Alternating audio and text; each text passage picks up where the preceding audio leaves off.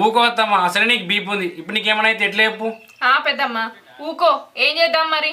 పోయినోళ్ళతోటి మనం కూడా పోతామా? ఏడ్చి ఏడ్చి ముఖం అంతా చిన్నవేంది. ఊకో పెద్దమ్మ, ఏడవకు.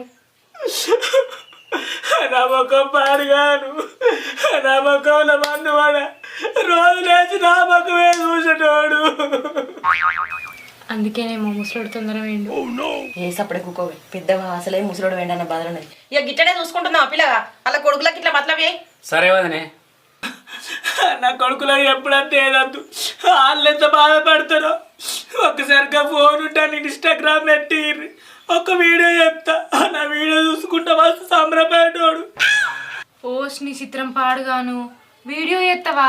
భవానీ, నువ్వు ఉన్నా కాడ ఉండవానే. సరే బయటకు రా. అవునే భవానీ, కొంపేసి ముసలిదాన్ని ముట్టుకునేది. అసలే మీ అన్నలు దేవునికి ఎట్టుకుంటారు, మళ్ళీ మనం గంగతానం అనుకోవాలి. చిచి, నేను ఇంకా ముట్టుకోలేదు. సరే